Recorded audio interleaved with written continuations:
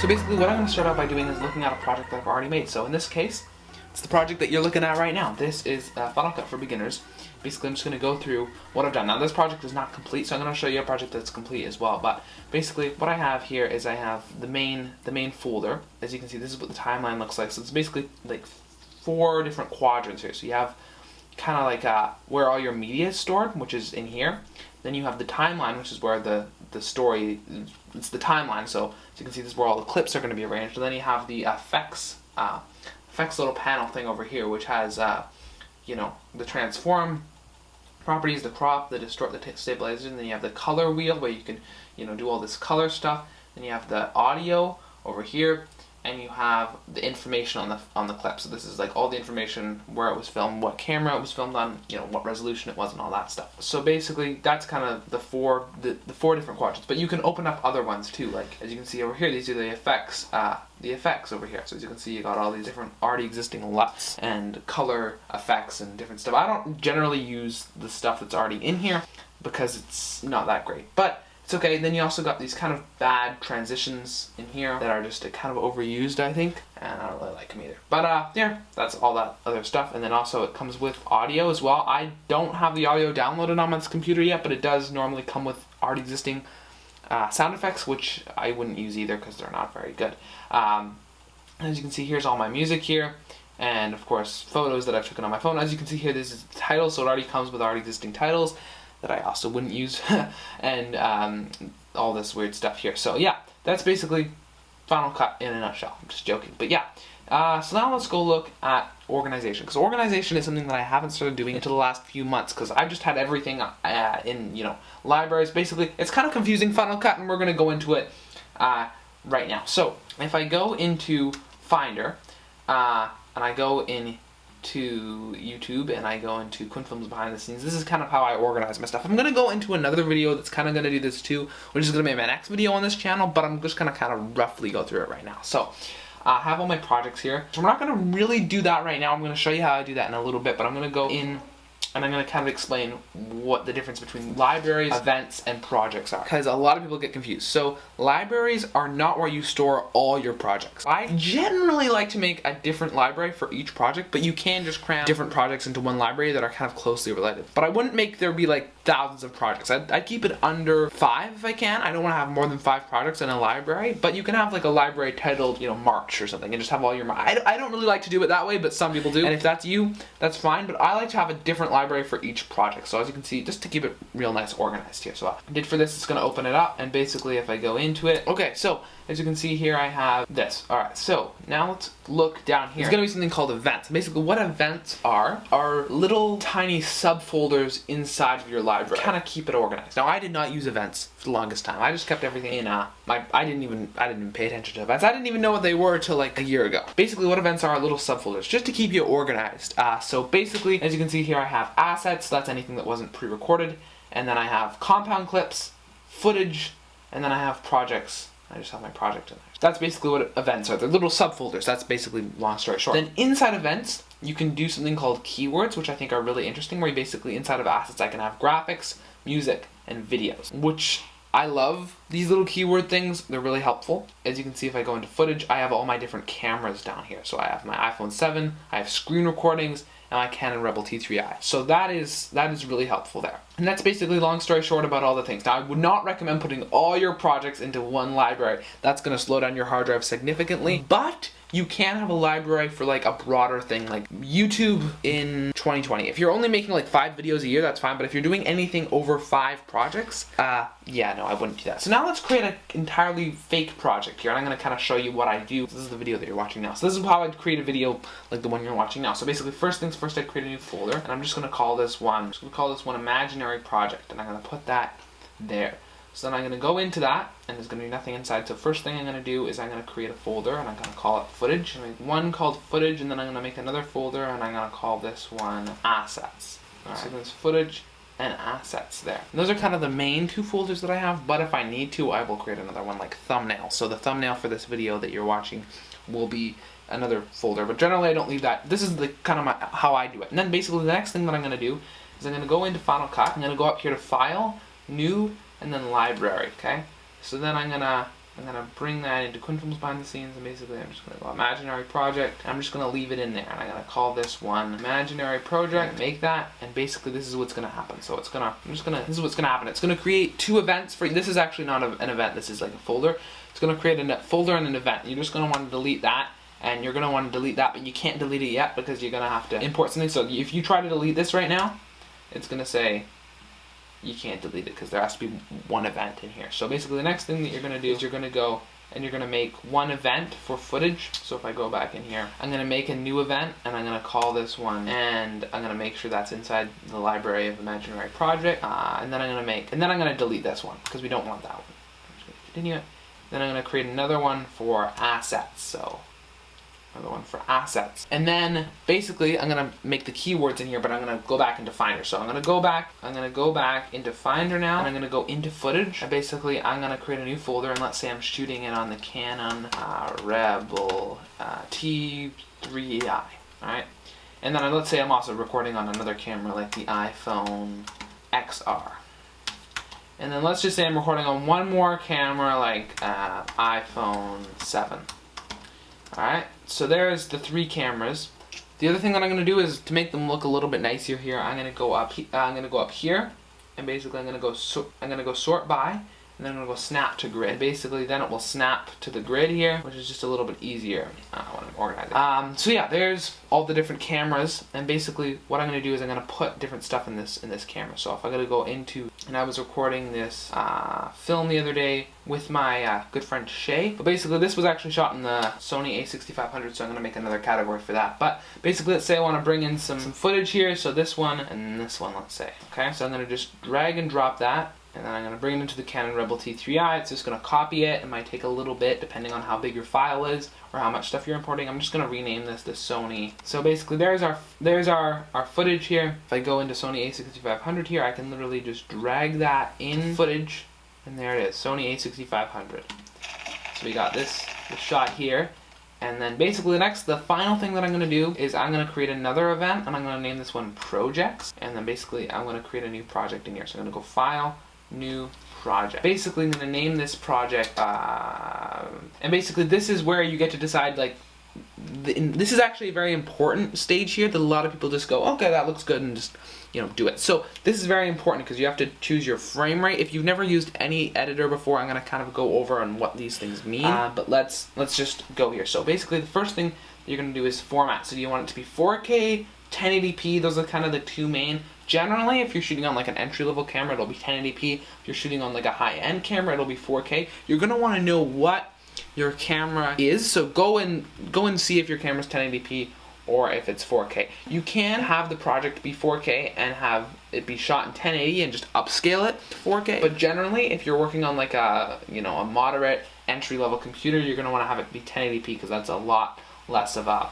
It's going to be a lot easier on your computer. So in my case, I'm going to do 4K because I was shooting on the a6500, which is a 4K camera. And basically the resolution down here you do not want to touch, because if it's 4K, it'll be whatever resolution is 4K. If you change it to 1080p, it'll be whatever resolution is 1080p. So if we change it to 4K, that'll be good. And then frame rate. Generally, you're going to be shooting 24 frames a second, but you don't really know what you're shooting in, so go double check, see what you were shooting in, because if you're shooting in 60 frames a second, you're going to want to change it to 60. If you're shooting in 24, you're going to want to change it to 24. If you're shooting in 30, change it to 30. Now I was shooting in 24 frames a second, but one thing that's really important is this is actually really important, because if you have a 60 frames a second timeline and you're only shooting in 24 frames a second, it's going to look really weird, it's going to look really choppy and bad. So this is really important that you go and you find out what your camera, what you were shooting on, because if you're shooting in 60 frames a second and then you have a 24 frames a second timeline, it's going to look really bad, so make sure you know that.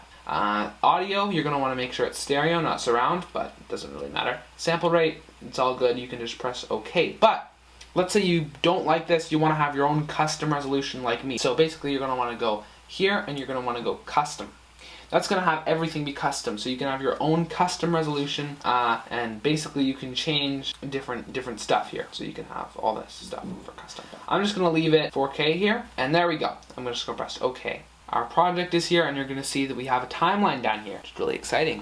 You're going to want to go to your footage. It's really as easy as just dragging and dropping it in here. So you're going to notice this actually was shot in 120 frames a second, so it's going to be look really weird. Like, look here, it's really choppy.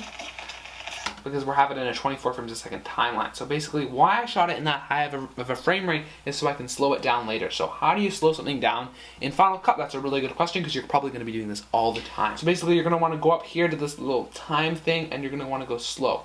And you can do 50% and all this different stuff. I'm just going to keep it at 50% for now. So as you can see, it's slowed down. But we can also change this, so you can make it really fast. Look, if you want to do that. You can make it even slower by going like this. So this is really slow, as you can see here. But generally, I'm going to want this to be about this slow. And then, as you can see here, we have me getting out of the car.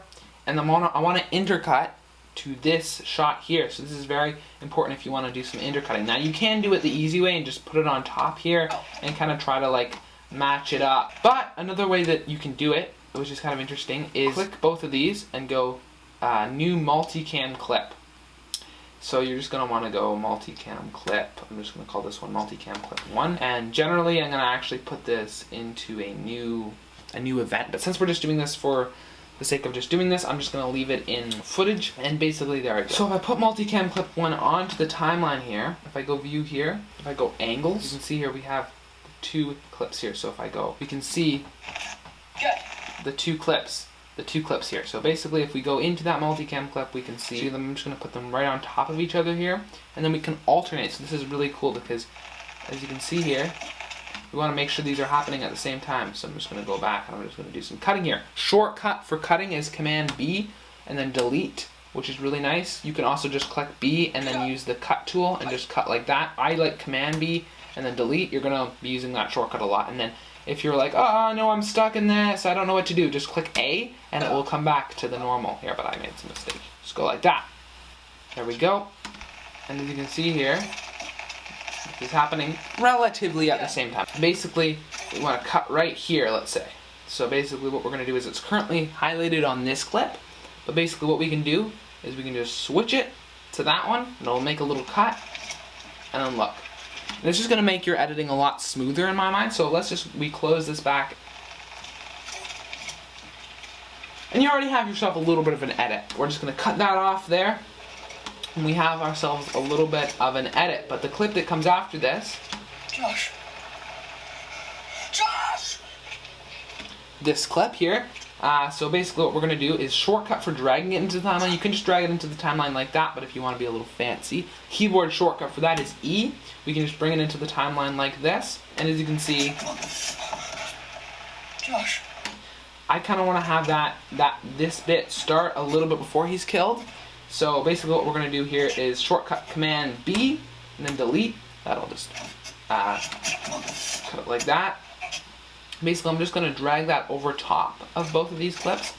So I'm actually going to leave, I'm actually going to bring that to the beginning here. I'm going to cut.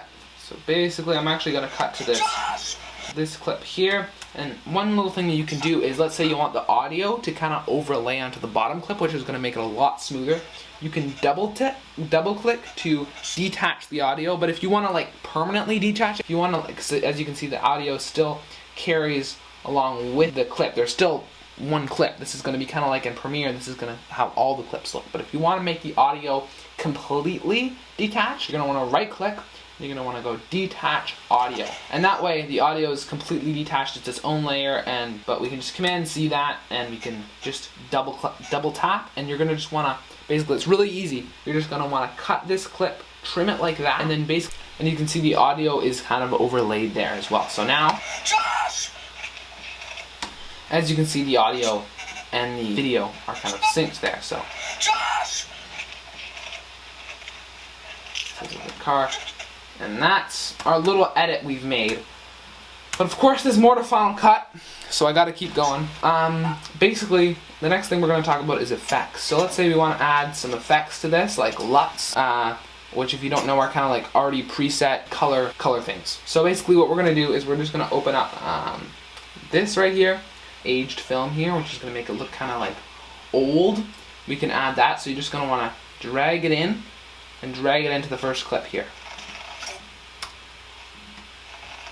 That kind of gives it that kind of, old look feel. you can drag them onto all of the different clips. So basically how to edit is we can go into our, and as you can see, aged film is going to be on here, so we can have the amount.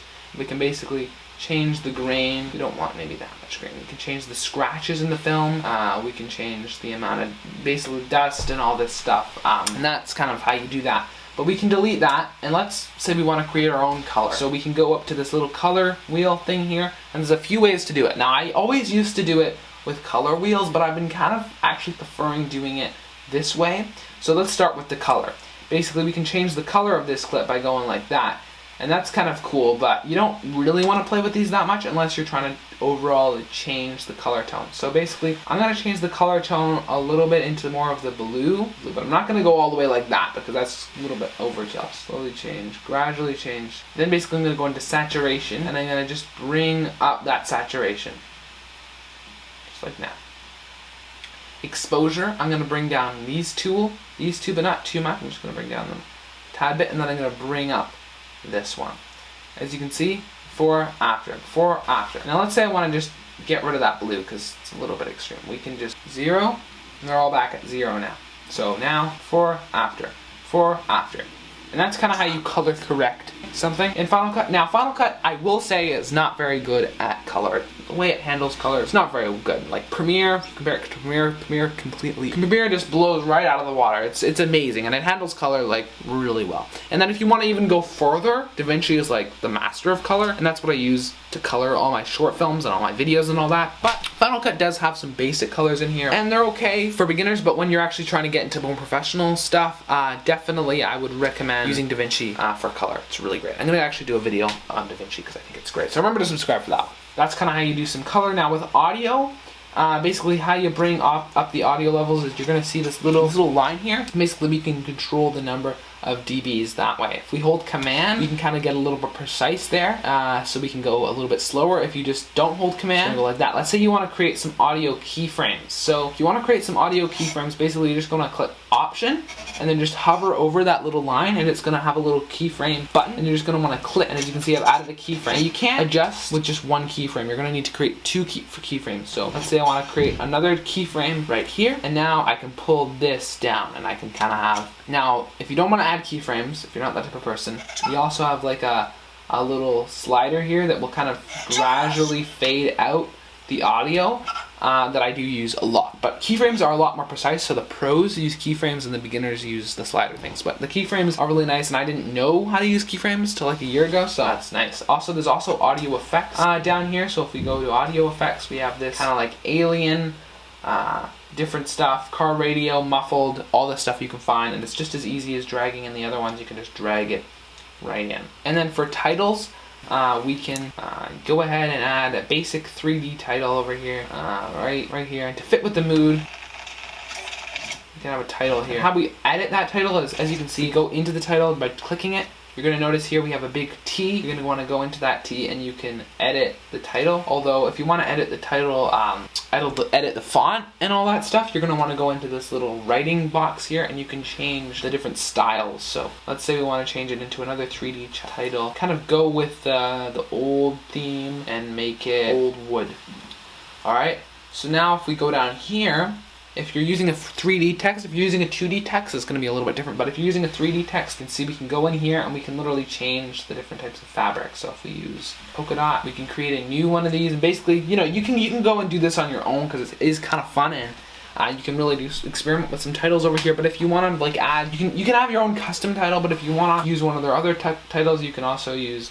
Just play around with it. They're really fun. As you get into the more professional area, you're going to notice you're downloading more plugins and using external software like After Effects to do your titles, not necessarily Final Cut, because it is an editing software and it's not really meant for this. It's also not very good at audio. Really, Premiere is kind of more professional than Final Cut, but I do think Final Cut is a lot easier to learn, and it is a professional editor. It is used by professionals. So yeah, that's kind of it for today. It's kind of just the beginners basics. If you want me to do another intermediate one or an advanced one, there's definitely going to be some things that I missed. So remember to go comment in the description if you're a pro watching this. Tell me some things that I missed, some things that I didn't do correctly, maybe. Yeah, remember to subscribe, like, and always remember to have a nice day. See ya.